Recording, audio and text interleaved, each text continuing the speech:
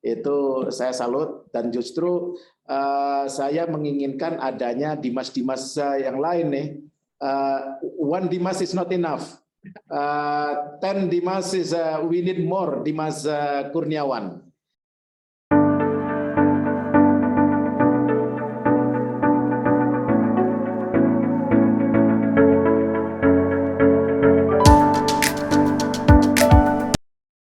Assalamualaikum, selamat siang nih, masih siang nih ya Pak Dubes. Masih siang, masih jam 1 di sini. Selamat siang Pak Dimas, Waalaikumsalam. Terima kasih Pak Dubes sudah memberikan waktunya nih untuk berbicara di podcast saya, memperkenalkan terutama Afrika, karena kan banyak anak muda, bahkan banyak warga Indonesia yang hanya mengenal Afrika, mungkin Afrika Selatan ya, mungkin safarinya, tapi mereka tidak tahu negara-negara seperti Kenya dan negara-negara lainnya. Nah, pertama sekali yang menjadi pusat perhatian dalam diplomasi dimanapun saat ini adalah penghambatan yang dilakukan oleh COVID-19 ya. Nah, kira-kira di Kenya sendiri nih, Pak Dubes, bagaimana kondisi COVID-19 sekarang? Kondisi COVID di Kenya, saya pikir hampir sama dialami oleh secara garis besar oleh negara-negara lain.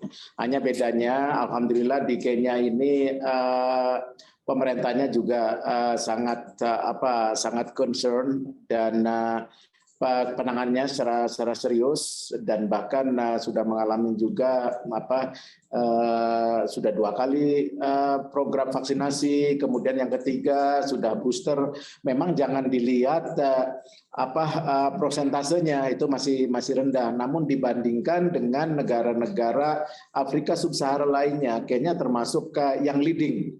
Jadi artinya kalau bicara bagaimana kondisi pandemi COVID di Kenya, itu satu sangat manageable, dan kedua justru kita tidak pemerintah sini sudah hampir 6 bulan ya sudah mencabut satu larangan untuk keluar malam atau curfew. Dulu ada curfew begitu dari bulan Maret 2020 ya, begitu COVID itu ada curfew, larangan keluar jam malam dari jam 10 sampai jam 4. Ini maksudnya untuk mencegah spreading out, mencegah penyebaran secara masif. Dan kedua juga adanya kebijakan karantina, dan sekarang sudah dicabut. Jadi hampir semua kebijakan-kebijakan yang sifatnya restriktif itu sudah dicabut. Ini menandakan bahwa ada confidence dari pemerintah Kenya bahwa mereka bisa memberikan jaminan bahwa pandemi bisa diatasi. Tentu at the level of individual, di level kita harus juga precaution sendiri, menerapkan protokol kesehatan, pakai masker, cuci tangan, dan lain sebagainya. Tapi all in all, itu yang tadinya berbagai restriksi secara umum yang tadi saya sebutkan, dan satu lagi restriksi untuk pertemuan secara in person tahun lalu itu hanya dibatasi tidak lebih dari 20 orang. Nah sekarang kemarin ada acara pertemuan United Nations Environment Assembly. Jadi Dimas, di Nairobi ini ada markas besar PBB yang keempat. Jadi di dunia, saya terangkan ya, di dunia ini hanya ada 4 aja markas besar PBB. 1 di New York, 2 di Jenewa, 3 di Wina, dan keempat di Nairobi. Dan itu satu-satunya di bagian selatan di negara berkembang. Nah kemarin ada pertemuan dihadiri oleh lebih dari 2.000 orang. Ini artinya apa? Artinya bahwa sudah kita nyadari ada COVID, tapi kita juga sudah bukan menjadi satu momok lagi ya, walaupun tetap dengan protokol kesehatan dan sebagainya. Itu gambaran umumnya, Dimas.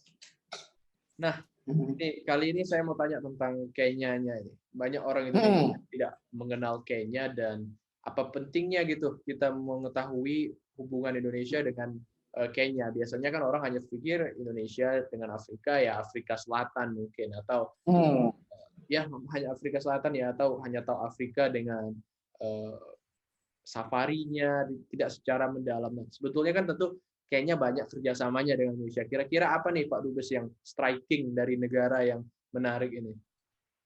Yang striking, saya ingin quote unquote memaksa open your eyes, open your generation's eyes. Alright. Look at the map. Kalau kita buka peta, lihat antara Kenya dan Indonesia itu adalah negara tetangga. There is no other countries separating us. Justru kita itu dikoneksikan oleh Samudra Hindia. Jadi it's about perception. Jangan menganggap bahwa Laut Samudra Hindia itu memisahkan kita. No, keliru. Justru Samudra Hindia itu menyatukan kita. Karena apa? There is no third countries yang menghalangi kita. Itu dari segi geografis, ya. Kemudian dari segi historis, saya ingin this is the eye openers for young generations. Back to the 14th century, tahun 1330. Ada musafir namanya itu Ibnu Battuta. Itu musafir dari Maroko. Dia itu berkelana ceritanya. Setelah naik haji, umroh, terus sampai ke Mombasa. Itu tahun 1330. Pada saat di Mombasa dia terkagum-kagum. Wow, di urban life dynamism di sana sudah begitu marak. Kehidupan orang-orang Muslim di sana, memang di Kenya ini bagian timur orang Muslim. Nah, kemudian dia berkelana lah, ya, sampai ke India, ke Kolombo, sampai ke Samudra Pasai, sampai ke Sumatera di sana. Kenapa sampai situ? Karena pada zaman itu abad ke-14 bahwa Darul Islam itu sampai sana. Karena lebih ke timurnya lagi itu bukan Darul Islam. Islam belum masuk ke sana. Ya kita tahu bahwa di Jawa dan sebagainya itu kan masih trickle down-nya ini memang debatable ya. Yang jelas kehidupan marak Islam tuh di Samudra Pasai di situ, dan kita tahu di Sumatera itu ada kampung namanya Kampung Barus kan itu kan. Nah, Ibnu Battuta itu sampai sana terkagum-kagum lagi. Loh, kok kehidupan tata sosialnya sama. Jadi Islam yang dianut di bagian timur Indonesia dengan Islam yang di bagian Islam yang di bagian barat Indonesia dengan Islam yang di bagian timur Kenya itu sama. Satu mazhabnya Syafi'i, ya kan, Islam Sunni, kemudian juga ajarannya biasalah kok ada tahlil, ada kunut, terus mempersembahkan ininya ke Syekh Abdul Qadir Al-Jailani, itulah. Nah, di situ artinya apa? Artinya sebenarnya sudah ada dari segi historis itu hubungan itu. Nah, hanya yang dipisahkan kemudian mengalami pada abad kita kan kosong tuh setelah itu, di mana adanya kolonialisasi Barat dan sebagainya. Semua itu negara-negara yang bagian selatan itu diputus hubungannya oleh negara-negara utara, oleh negara-negara kolonial. Hubungannya hanya antara utara dan barat, utara dan selatan, antara colonializing powers dengan colonialized territories. Jadi tidak ada tuh hubungan antara colonialized territories antara Indonesia, apalagi antara Indonesia sama Kenya. Kalau toh ada, itu pun karena dimediasi oleh Belanda, oleh colonializing country. Contohnya apa? Banyak kuli kontrak dari Jawa dikirim ke Suriname, dikirim ke New Caledonia, tapi kan nggak ada hubungan langsung. Nah itu yang terjadi, ya kan? Nah itu kemudian pada abad pertengahan, abad 20-an, di mana negara-negara mulai merdeka. Indonesia sendiri merdeka tahun 45, kemudian 10 tahun kemudian mengorganisir apa yang disebut Konferensi Asia Afrika di Bandung tahun 1955. Nah, negara-negara Afrika pada saat itu belum merdeka. Rata-rata negara Afrika itu merdeka awal-awal 1960-an. Itu hampir seragam tuh, termasuk Kenya. Kenya 1963. Nah, sejak itulah hubungan itu mulai terbentuk. Tapi kembali awal-awal masa tahap awal kemerdekaan itu negara-negara, hampir negara-negara Afrika itu orientasinya masih ke Eropa Barat, masih ke Amerika, masih kan belum sesama itu. Jadi 10-15 dekade pertama, dekade kedua masih begitu. Nah, kemudian sejarah perkembangannya baru adanya itu hubungan selatan-selatan.